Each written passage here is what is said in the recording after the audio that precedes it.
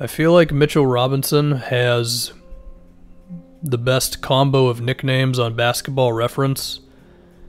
One of them is Lobinson, and the other one is Block Ness Monster, which is just fantastic.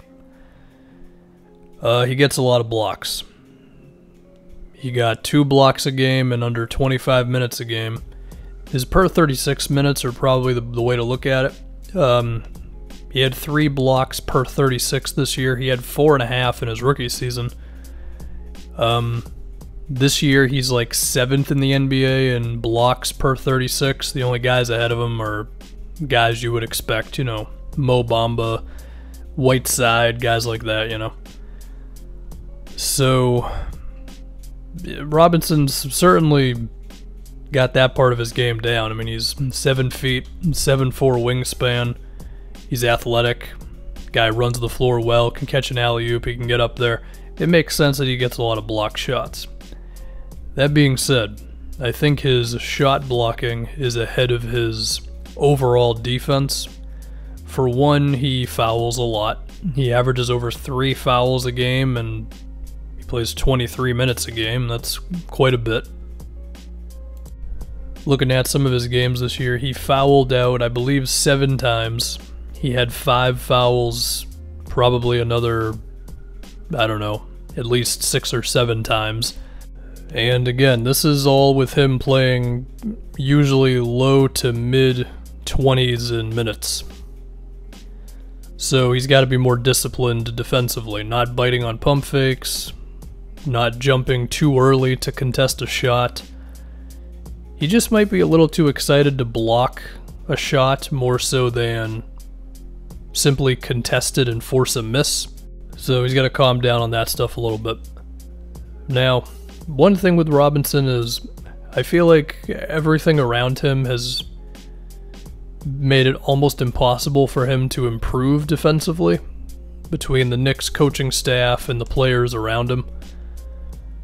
We know that Thibodeau is in the rumors, and he's probably going to end up being the coach of this team, although there was a little bit of Rockets buzz that maybe pushed back on Tibbs to the Knicks, but you would imagine that would help Robinson. Now, there are definitely some things to be wary about with Thibodeau, no doubt, but in terms of getting Robinson to just be a better overall defender, not just a shot blocker, you would imagine Tibbs could make some strides with Robinson there.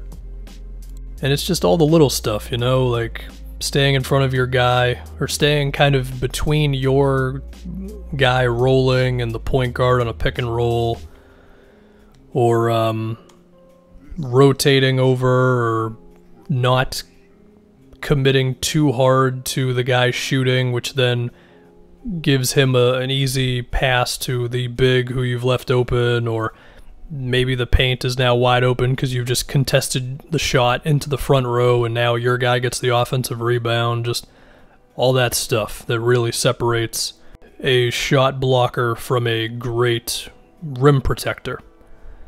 I feel like where Robinson is right now, he kind of reminds me of JaVale McGee when JaVale, well, pretty much just JaVale McGee, period, right? Because JaVale's always been able to pull off some exciting blocks, but defensively he's never been that awesome. I guess you could put Hassan Whiteside into this group as well.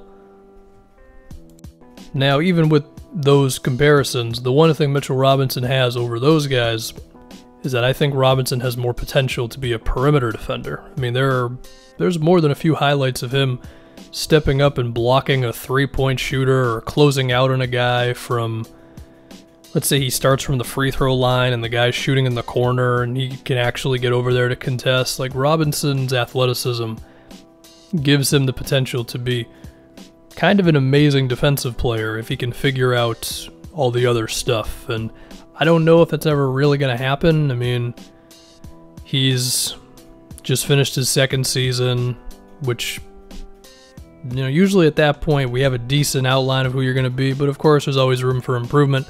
And again, the stuff around him hasn't been great, so there's that for you. The Knicks have been better when he's in the game since his rookie season.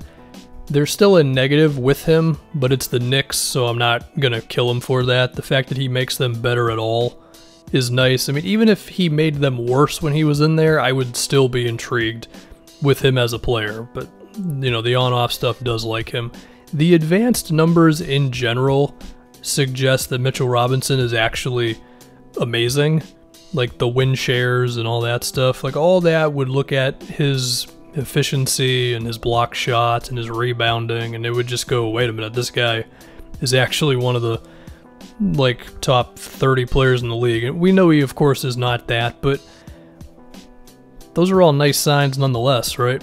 I mean, his efficiency is nuts. He has a 73% true shooting, and yeah, it's because all he does is finish at the rim, but still good. I mean, he shoots 78% at the basket, and it's all dunks and tip-ins and layups, but it's good.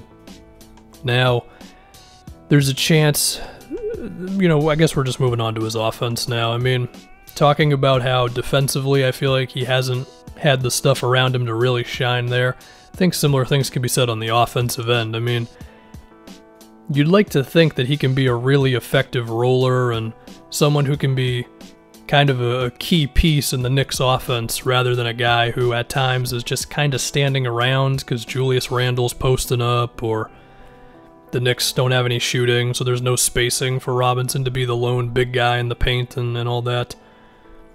So there is a world in which if there's shooting and a ball handler, and maybe that's RJ Barrett, maybe it's another guy, probably going to be another guy, then Robinson can just be more effective in the Clint Capella, Tyson Chandler role. Now, is he going to be able to do anything besides that offensively? Like, can he be a bit of a playmaker? Can he show any signs of being a shooter? Probably not. And I don't think his post skills are ever going to be anything to really go crazy about. So, he is destined to be a run, jump, and dunk center, but that's good. I mean, you can still be effective. Now, is there a chance that against the best teams in the league in the playoffs or whatever, you might get played off the floor? Maybe, but he's also athletic enough to where I feel like he may be able to hang around in those situations. That being said, the Knicks are so far away from that being the thing that they should care about that I feel like we shouldn't really harp on it too much.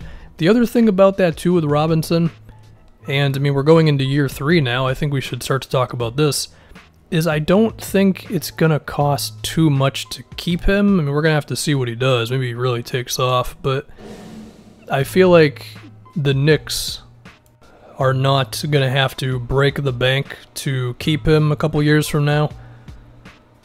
Now, I guess another thing to think about, and this depends on some things that we've heard in rumors, and maybe they'll happen, maybe they won't, but if next season Tom Thibodeau and Chris Paul are on the Knicks, then will that encourage the front office to go in a more win-right-now direction? And if that was the case, would Robinson be in trade talks? Well, maybe. I don't know. I mean, I do kind of believe that Robinson is a win-now player if the stuff around him makes sense. So we'll just have to see.